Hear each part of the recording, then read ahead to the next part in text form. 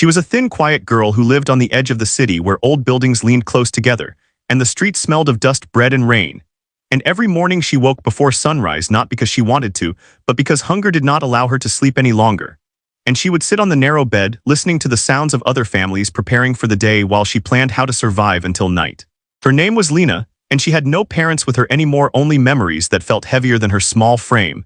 And she moved through the city carefully learning which streets were kind, and which ones were not.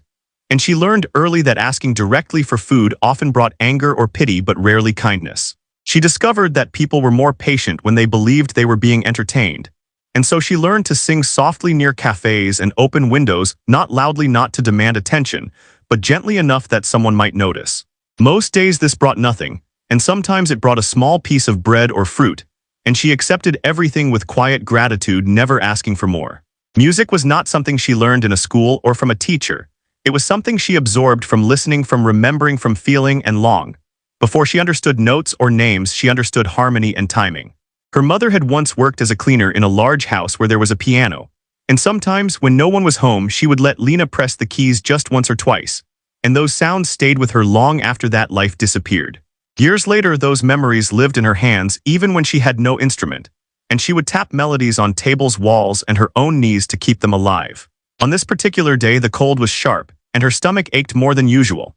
And she wandered into a part of the city where she rarely went, a place with clean streets, tall windows, and people who walked quickly without looking down.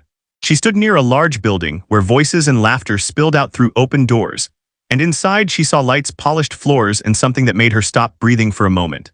In the center of the room stood a grand piano, black and shining like something unreal, and people were gathered around, talking, eating, and smiling without noticing her at first. She stood at the doorway, unsure whether to leave or stay, and her eyes never left the piano because it felt like seeing a piece of her past suddenly placed in front of her. A man near the door noticed her standing there and frowned, asking what she wanted, and Lena felt the familiar tightness in her chest as all eyes slowly turned toward her. She swallowed and spoke quietly, choosing her words carefully because she knew how quickly things could turn against her. She asked if she could play for a piece of food, and her voice did not shake. But the room reacted instantly with laughter, not cruel but careless, the kind that comes from disbelief. People smiled, shook their heads, and some whispered to each other, amused by the idea of a hungry girl asking to touch something so expensive. No one suspected that her small hands carried years of silent practice, or that hunger had sharpened her focus rather than weakened it. She stood still, waiting, not embarrassed, but calm, because she had learned that patience was sometimes stronger than pride. Someone finally waved dismissively toward the piano, allowing it as a joke, as entertainment, not expecting anything meaningful to come from it. Lena stepped forward slowly, and as she moved closer, her breathing changed, not from fear but from familiarity, and the room behind her faded as her attention narrowed. When her fingers touched the keys, something inside her settled, as if she had finally returned to a place she understood completely. And though no one knew it, yet that moment was about to change how everyone in that room would remember her forever. If any dots or ellipses appear, rewrite the content. Without them, the room grew quieter as Lena sat at the piano, and people still smiled, expecting something simple or messy. And some continued eating, while others watched casually, unaware that her posture, her breathing, and the way her hands hovered above the keys showed a calm certainty shaped by years of silent memory, hunger, and resilience. She adjusted the bench slightly because it was too high for her small body, and this simple, careful movement drew a few curious glances. Yet no one spoke, and the earlier laughter faded into low murmurs as the atmosphere shifted without explanation. Lena placed her fingers gently on the keys and paused, not to build suspense, but to listen, because she had learned long ago that music began before sound, and she needed to feel the room, the air, and the instrument beneath her hands. When she began to play, the first notes were soft, steady, and clear, and they carried a warmth that immediately felt out of place in a room built for conversation rather than listening. The melody was simple at first, but it moved with confidence and purpose, and the sound filled the space in a way that made people stop chewing, stop whispering, and turn their bodies toward her without realizing they had done so. Someone near the back lowered their glass, and another leaned forward, resting elbows on knees, as the piano voice grew fuller and more expressive. Lena played without looking at the audience because she had learned to play for survival, not approval, and her focus remained entirely on the keys and the feeling in her chest. The music carried traces of sadness, not heavy or dramatic, but honest and layered with hope, shaped by long nights and quiet mornings, and the memory of a mother who once smiled while wiping dust from piano keys. Her hands moved with surprising control and ease, and those who understood music began to exchange glances, because they could hear that this was not luck or imitation. The man who had laughed earlier straightened his posture and felt an unexpected tightness in his throat as the room continued to fall into complete silence. No one spoke because no one wanted to break what was happening, and the piano now seemed less like an object and more like a voice finally allowed to speak. As Lena continued, the piece grew richer and more complex yet never rushed, and it carried the weight of experience far beyond her years. People forgot about the food, the joke, and the reason she was there, because the moment had transformed into something that demanded respect. She played as if she belonged there, not because she believed she deserved it, but because the music required honesty, and she gave it fully. The audience no longer saw a hungry girl, but a musician telling a story without words, and each note reshaped their understanding of what they thought they had seen at the door. The sound lingered in the room even as her hands slowed, and when the final note faded, no one reacted right away because they needed time to return to themselves. Lena lifted her hands and sat quietly, waiting not for praise, but for permission to stand, knowing she had given everything she could in that moment. If any dots or ellipses appear, rewrite the content without them. For several seconds, after Lena stopped playing, the room remained completely still, as if everyone was holding the same breath and unsure who was supposed to move first or speak. The laughter that had filled the space earlier now felt distant and inappropriate, and people avoided looking at one another because doing so would mean acknowledging how wrong their assumptions had been. The man who had first questioned her stood frozen near the door, staring at the piano with a confused expression, as if the instrument itself had betrayed his expectations. A woman seated near the front slowly placed her hand over her mouth, not in shock, but in recognition, because the music had touched something personal she had not expected to feel. Someone else wiped their eyes, quietly embarrassed by the sudden emotion, and the absence of sound made that small movement feel louder than it should have. Lena remained seated with her hands resting lightly on her lap, her posture relaxed and composed, as though she had simply finished a private practice, rather than played in front of strangers. She did not look up right away because she was still listening to the echo of the music inside her, and letting it settle the way she always did when she played alone. The silence stretched long enough that it became uncomfortable, and finally a man near the piano cleared his throat softly, not knowing what else to do. A few people began to stand, not to applaud, but because remaining seated felt wrong, as if they were no longer guests watching a moment, but witnesses responsible for it. When the first clap came, it was hesitant and singular, and then another followed, and then many more, until the room filled with sound again, this time warmer and sincere. The applause was not loud or celebratory, but steady and respectful, and it carried an apology that no one spoke out loud. Lena looked up, then her eyes scanning the room slowly, not with pride, but with curiosity, because she had never seen faces like this directed at her before. Some people smiled gently, others nodded, and a few simply looked at her with quiet disbelief, as if trying to reconcile the girl they had laughed at with the music they had just heard. The man near the door stepped forward awkwardly and reached into his pocket, pulling out more money than a piece of food would cost, and held it out to her without meeting her eyes.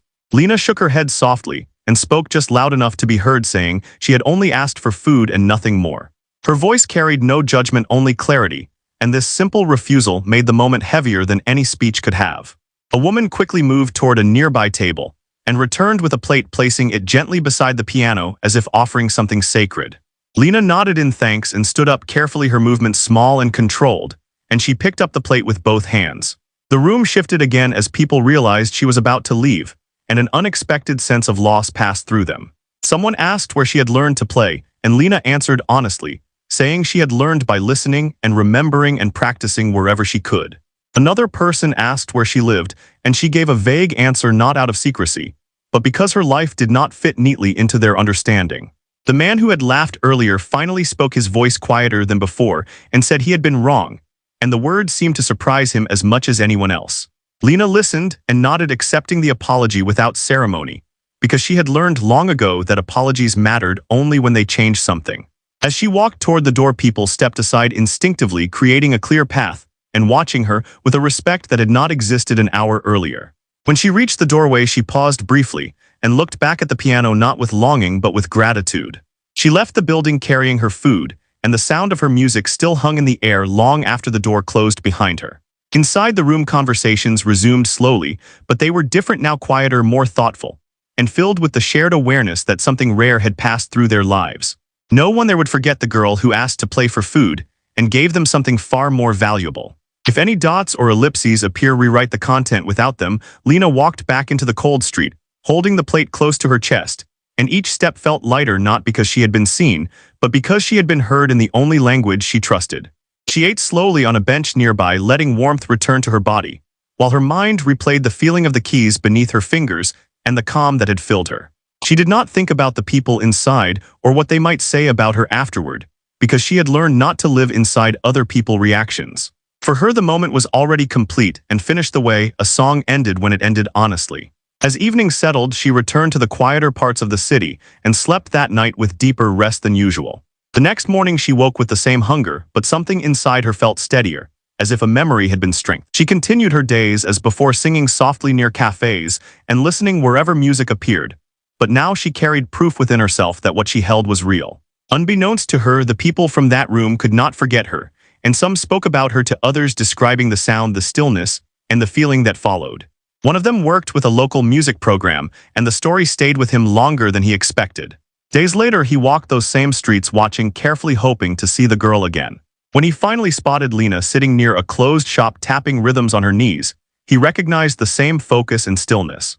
He approached gently and spoke to her without authority, offering food first before words. Lena listened cautiously because promises had often led to disappointment. He told her he did not want to own her talent or display it, only to give her a place to play safely. She did not answer right away and instead asked if the piano would still be there even if she chose to leave. The man said yes, and that honesty mattered to her more than opportunity. After a long pause, she agreed to come once, not because she trusted him fully, but because the music in her hands asked for space. That decision would slowly open a door she had never imagined walking through. If any dots or ellipses appear, rewrite the content without them. Lena entered the music center quietly the following week, carrying nothing but her worn jacket and the same cautious awareness that had protected her for years.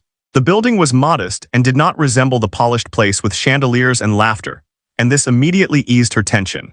The man who had found her introduced her to a woman who managed the space and spoke to Lena directly rather than about her, which mattered more than any promise.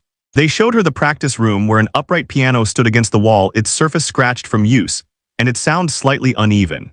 Lena touched the keys gently and smiled for the first time in a way that was not guarded, because this piano felt lived in rather than admired.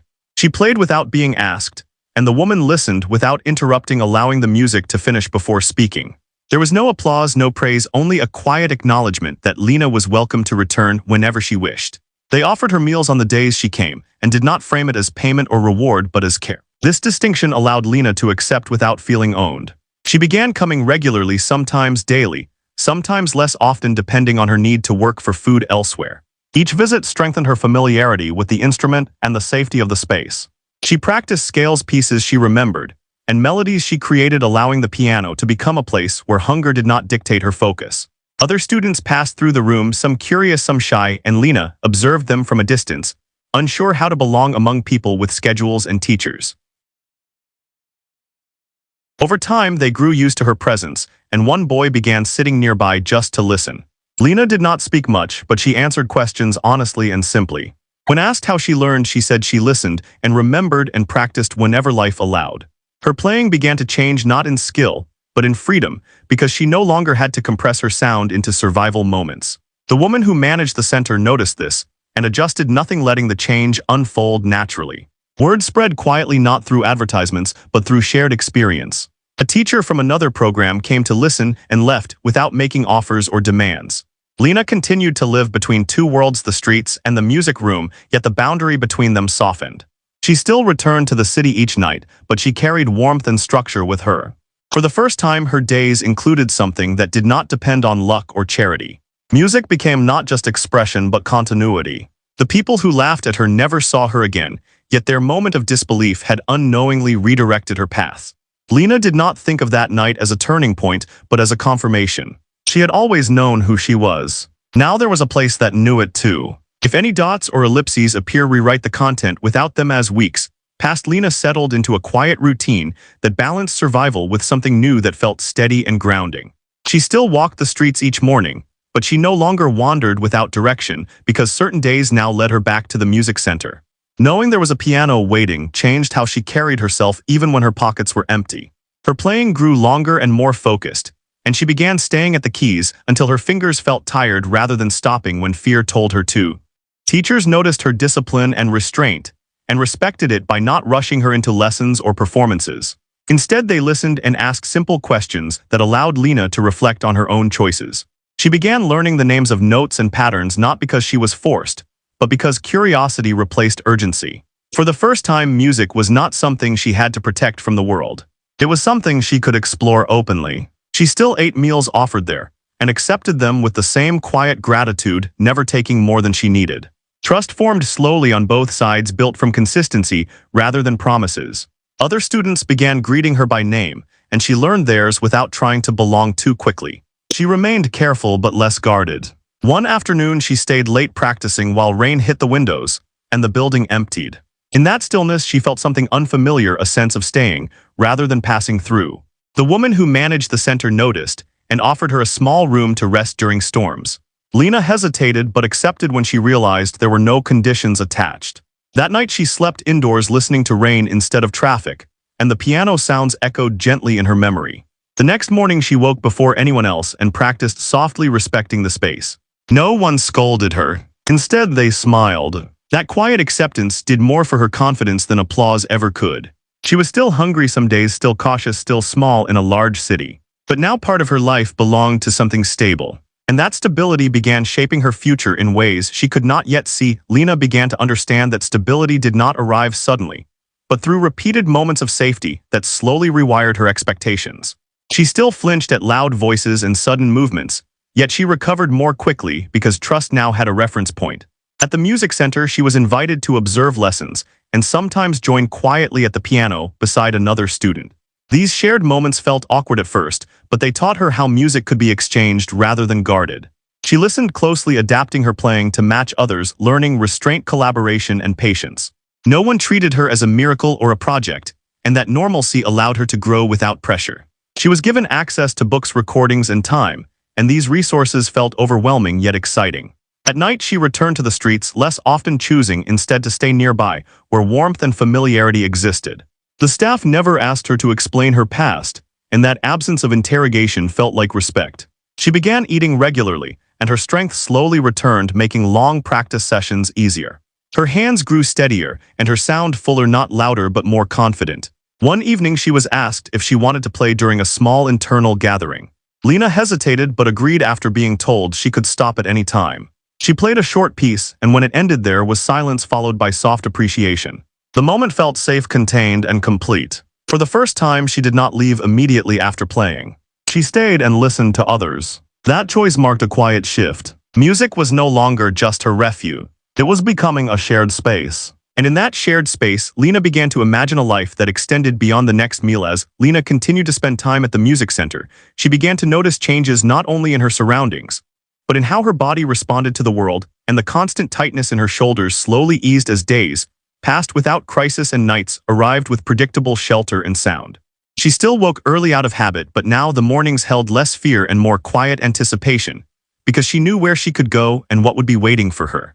The piano room became a place where time behaved differently, and hours could pass without hunger interrupting her focus, and this alone felt like a gift beyond measure. She practiced with intention, sometimes repeating a single phrase, until it felt honest, and other times allowing her hands to move freely, following memory and instinct.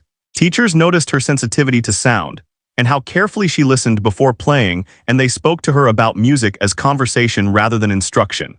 This language resonated deeply because Lena had always understood music as a response to the world, rather than a display. She began learning structure not as restriction, but as a framework that allowed expression to deepen, and she absorbed theory the same way she absorbed life, patiently and selectively. Outside the center, the city remained unchanged, loud, unpredictable, and indifferent, yet Lena now moved through it with an internal anchor. She no longer scanned every face for threat because she knew there was a place that would not disappear overnight. This knowledge altered her posture, her gaze, and the way she breathed when walking past crowded streets. People responded to this shift without knowing why, and interactions that once felt tense became neutral or even kind.